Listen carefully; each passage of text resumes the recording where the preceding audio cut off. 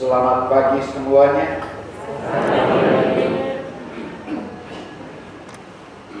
Saya baru pertama kali datang ke Ngalupolo. Selama ini bagi saya Ngalupolo itu adalah tanah terjanji. Baru dipenuhi ketika Pater Yosef Olasabe Yularis kita meminta saya untuk membawakan homili pas 25 tahun imamatnya. Saya Pater Francis Joy sudah hampir 40 tahun di ND, terakhir sekarang sebagai rektor di Biara Santo Yosef. Beberapa bulan Pater Yosef Olasabe tinggal di Biara Santo Yosef sebelum ke Lembata, dan beberapa bulan lalu ketika menjalani operasi katarak di matanya, saya selalu antar dia ke dokter dan menjemput juga di tempat praktek dokter. Moto imamat Pater Yosef diambil dari kitab Kejadian bab 22. Penekanan pada satu teks yang tunggal itu. Yang tunggal itu. Ya, yang tunggal itu. Pater Yosef bercermin pada iman Abraham. Kita lihat bersama-sama. Teksnya berbunyi, setelah semuanya itu Allah mencobai Abraham. Mencobai Abraham.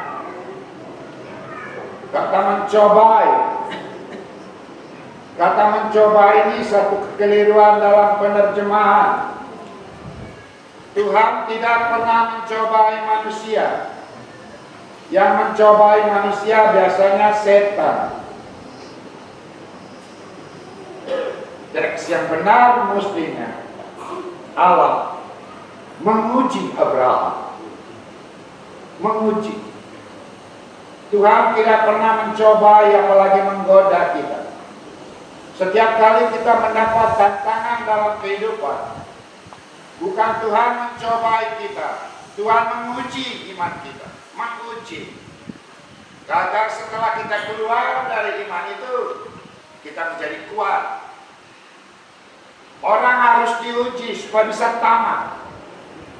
Anak-anak sekolah harus diuji supaya bisa diukur kemampuannya, dan hanya bisa tamat kalau sudah melewati ujian. Abraham diuji oleh Tuhan. Ambillah anakmu yang tunggal itu. Ambillah anakmu yang tunggal itu. Kata yang tunggal itulah yang diambil oleh Pater Yosef Olasabe sebagai moto imamatnya 25 tahun yang lalu. Anak tunggal yang kau kasihi, yaitu Ishak. Pergilah ke tanah Moria dan persembahkanlah di sana dia sebagai korban bakaran. Saudara-saudaraku sekalian, Ishak ditunggu kelahirannya 25 tahun. Ishak adalah anak tunggal Abraham dan Sarah. Ishak adalah anak Abraham dan anak Sarah. Tapi Abraham yang begitu beriman, diam-diam dia tidak meminta pendapat istrinya Sarah. Jangan sampai pendapat istrinya si Sarah itu akan menghalangi dia untuk taat kepada Tuhan. Sudah dibayangkan kalau seandainya begitu dapat perintah Tuhan, Abraham tanya istrinya, Sarah, Tuhan minta begini-begini, supaya anak kita ini disembelih, lalu dibakar. Pasti Sarah akan menolak. Bapak, kau sampai hati. Bapak, kita tunggu anak ini 25 tahun. Bapak, itu bukan kau punya anak saja, anak saya juga. Bapak, kalau dia sudah tidak ada, kita mustahil dapat anak lagi. Kau sudah tua, saya sudah tua. Pasti akan banyak pendapat yang keluar dari mulut Sarah untuk menghalangi, untuk membantah permintaan Tuhan. Abraham diam-diam. Abraham langsung menyatakan, ya Tuhan. Itulah Abraham. Seringkali ketika kita minta kepada Tuhan, maunya Tuhan langsung menjawab. Tetapi ketika Tuhan minta dari kita, kita tidak langsung menjawab. Abraham langsung menjawab dengan tenang, mentaati perintah Tuhan, mengikuti suruhan Tuhan tanpa tolak dan secara langsung, tidak tunda-tunda, langsung. Tidak ada kegelisahan. Dia menerima perintah Tuhan dengan tenang. Malam itu dia tidur dengan tenang. Saudara-saudara sekalian, kalau anak sakit saja, ada gejala rupanya mau mati, orang tua tidak bisa tidur, gelisah. Abraham tidak. Besok anaknya akan dibunuh dan dia sendiri akan menyembelih anaknya itu. Malam dia tidur tenang. Keesokan harinya, bangunlah Abraham. Dia bangun, berarti dia tidur tenang. Abraham luar biasa. Dan saudara-saudaraku sekalian, dia pun berjalan bersama dengan dua pelayannya, anak bujang. Mereka berjalan jauh. Sesudah 3 hari 3 malam dalam perjalanan, mereka masih lihat tempat itu jauh. Dan Abraham mengatakan apa? Kamu tinggal di sini. Kami akan pergi ke gunung itu. Dan kami akan kembali. Kami akan kembali. Kenapa Abraham tidak bawa serta 2 bujang ini? Juga Abraham tidak mau ada manusia yang ikut campur, yang bisa menghalangi Abraham untuk taat kepada Allah. Jangan sampai ketika dia mau mengikat Ishak, 2 pelayan langsung pegang Abraham, tidak boleh Tuhan, tidak boleh Tuhan. Ketika Abraham mau menyembelih, mereka akan melarang Abraham mati-matian. Dan itu Abraham tidak mau. Tidak boleh ada orang yang menghalang dia untuk mentaati perintah Tuhan. Dan saudara-saudaraku sekalian, Abraham menjalani ujian dari Tuhan.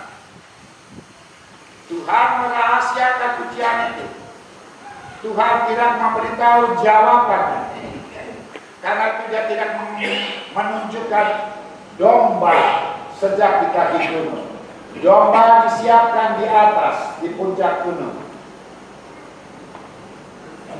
Dan Abraham yang penuh iman, punya keyakinan yang kuat, pasti Tuhan tetap berbuat baik kepada dia.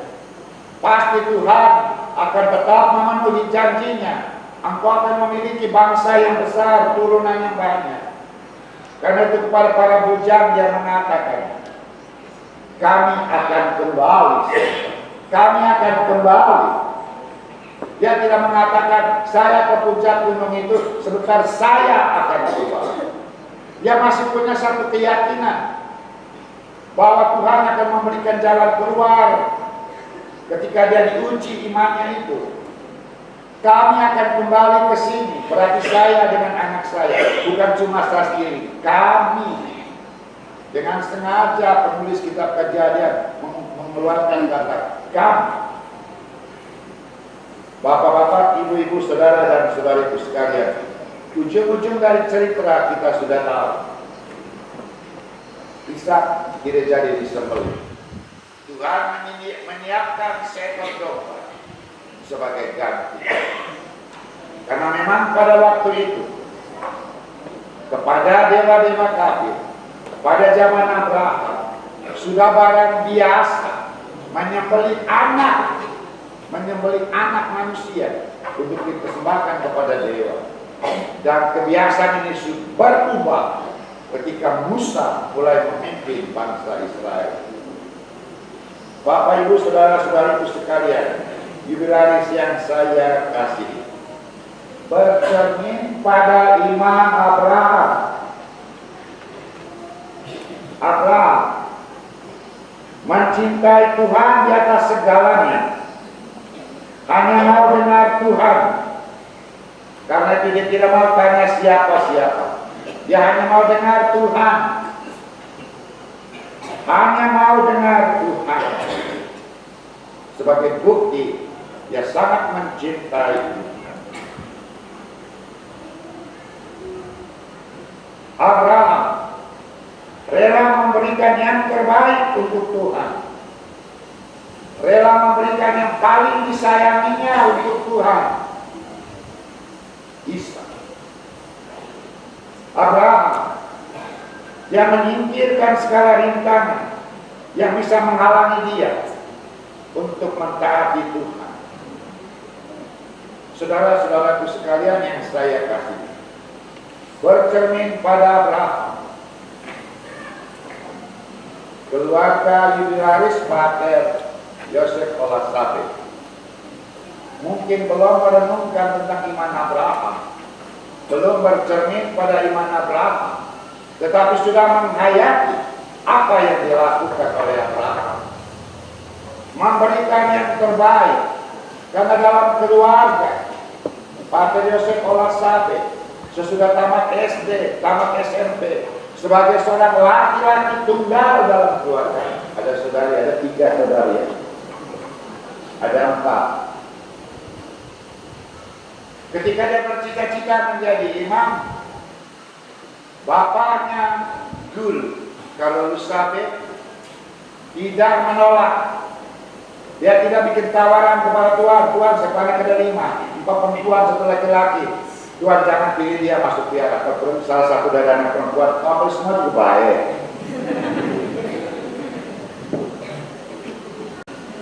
Tidak ada tawar-tawar begitu. Saya sangat yakin bahwa Pater Yosef Olasate waktu masih kecil sebagai seorang anak laki-laki selalu dekat dengan bapaknya. Tidak beda Ishak, anak laki-laki dekat dengan bapaknya Abraham. Tetapi orang yang dekat dengan hatinya itu, dekat dengan kehidupannya itu, itulah yang diberikannya kepada Tuhan. Tentu waktu itu Tuhan tidak minta supaya kau persembahkan supaya jadi sembelih di mata Allah, tidak. Diminta untuk menjadi imam. Tidak ada keberatan. Tidak ada diskusi-diskusi. Kalau diskusi terlalu banyak, undang orang satu kampung Alokolo, Pater Yosef Olasate tidak jadi imam. Pasti umat di sini, masyarakat sini katakan, aduh, kau tidak kasihan kakak anak laki-laki cuma 1 kali akan jadi imam. Jangan suruh kepada perempuan termasuk suster, jadi suster sini. Guru Carolus Olasate bersedia mengikuti contoh yang diberikan oleh Abraham. Dia mendengar permintaan anaknya, permintaan Tuhan dalam diri anaknya untuk mempersembahkan anak laki-laki tunggalnya untuk menjadi imam. Dia pasti. Bapak, Ibu, saudara dan saudariku sekalian, Abraham bukan orang yang sangat sempurna. Abraham bukan orang yang sangat sempurna. Walaupun dia bapak bangsa, dia bukan orang yang sangat sempurna. Dicatat Ada 2 kali kesalahan Abraham. Ketika dia ke Mesir ketemu Raja Abimelek, Sarah istrinya itu sangat cantik. Karena mereka itu berasal dari Irak Utara. Sampai sekarang Irak Utara itu terkenal ganteng-ganteng dan cantik-cantik. Maka ketika sampai di Mesir, Raja melihat Sarah begitu cantik, lain dari perempuan-perempuan Mesir. Dia mau memperistri Sarah. Maka dia tanya, ini siapa? Abraham jawab apa? Satu saudari. Dia tidak bilang itu saya punya istri. Karena Abraham bilang kalau saya bilang ini saya punya istri, pasti saya dibunuh supaya dia bisa ambil Sarah dari istrinya. Abraham takut, gugup. Ini kesalahan pertama Abraham. Dia bukan sempurna. Dia lupa bahwa Tuhan bisa membela dia. Kedua, ketika dia sudah dapat anak dari seorang wanita pelayannya, Hagar, dia bernama Ismail. Waktu Ishak sudah lahir, Sarah suruh pergi. Padahal Ismail ini adalah anak darah dagingnya, dan dia lebih taat kepada Sarah dan membiarkan Ismail pergi. Bagaimana hati seorang ayah membiarkan Ismail yang masih kecil itu pergi meninggalkan keluarga? Kesalahan kedua dari kata. Saudara-saudara sekalian, sama. Bapak, guru, kalau Lusabet juga bukan orang yang sempurna. Dia juga mempunyai kelemahan-kelemahan. Beberapa hari lalu di Dularis, Pater Joseph Olasabet bercerita, ketika dia sudah jadi imam, bapaknya mau supaya dia keluar sudah. Dia menyesal mungkin. Ada kelemahan manusiawi. Ketika tahun libur terakhir Pater Joseph Olasabet mau kembali ke Kenya, Pater Joseph katakan, Bapak, lagi 3 hari saya mau pulang. Dia diam dan menangis. Setelahnya Pater Joseph menangis, kenapa? Mungkin dia tunggu saya bilang, Bapak saya keluar, sudah. Pater Joseph, Bapak saya mau minta uang. Bapak Ibu saudara-saudari sekalian, Bapak Kelurus seperti Abraham, ada kelebihannya, ada kelemahan. Sekarang bagaimana Jubelaris ini? Saya bertanya, Pater Yosef, bagaimana dengan moto masih tetap yang tunggal itu atau ada moto baru? Sesudah 25 tahun mungkin kau mengalami sesuatu dalam panggilanmu dan kau membuat moto baru. Pater Yosef bilang, tidak, KM. Pater Yosef dipanggil saya KM atau kakak, karena kakak dan KM. Tidak, kakak. Tetap yang tunggal itu. Jubelaris yang saya kasih, lanjutkan motomu yang tunggal itu. Karena yang tunggal itu seperti dalam kata pembukaan misa tadi, yang satu itu. Yang satu itu yang kau sudah pilih. Jangan tanya-tanya orang lagi, jalani terus. Yang satu itu, yaitu imamah. Setuju? Setuju? Setuju. Ini macam Bapak Kelurus, ini orang setuju. Setuju? Setuju. Karena saya juga tanya Pater Yosef, Mama punya pendapat bagaimana? Kalau Mama tuh agak bolak-balik, setuju tidak setuju. Kalau Bapak tegas tidak setuju terakhir, tapi kemudian setuju karena dia menyiapkan lagu untuk pesta perak.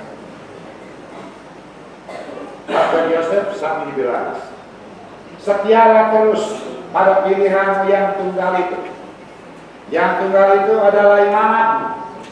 Setialah yang tunggal itu. Kalau sudah keluarkan satu kebijaksanaan, jangan bikin kebijaksanaan lagi untuk umat yang lain. Jangan sampai ada 100 umat, ada 100 kebijaksanaan untuk urusan yang sama. Nanti engkau akan dibenci oleh umat. Satu kebijaksanaan untuk semua orang, yang tunggal itu. Kalau sudah ambil satu keputusan, ikutilah keputusan itu, yang satu itu. Jangan mengubah-ubah keputusan yang satu itu dan setia kepada yang satu itu. Yang satu itu adalah Tuhan. Yang satu itu adalah keputusan menjadi imam. Yang satu itu adalah kebijaksanaan. Jangan ombak-ambing. Bapak Ibu, Saudara dan Saudariku sekalian, mestinya berbicara lebih panjang untuk 25 tahun imamat seorang Yosef Olasabe. Tetapi karena keterbatasan waktu, saya menutup permohonan saya atau pemilih saya dengan membaca pantun khusus untuk jubilaris.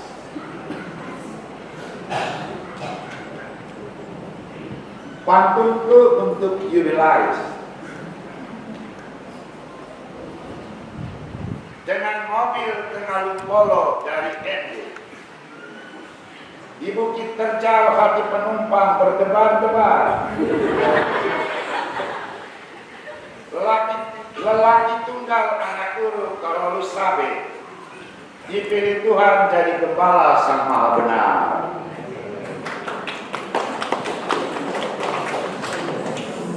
Tanam bangkuan putih pisang berangan, dibawa jual ke pasar Bologona. Dari Alupolo pergi ke tanah Afrika, dipilih Tuhan jadi pastor di tanah Kenya. Berdiri tegak di cadas kita, gunung Meja terpandang terang. Yosef Olasabe berkulit hitam, hatinya putih terus membawa terang. Mari berpesta, makan jagung bose. Tuhan setia dalam hidup misionaris. Bersyukur bersama orang Waikomo bagi Tuhan Sabe. Selamat berpesta, Sang Jubilaris.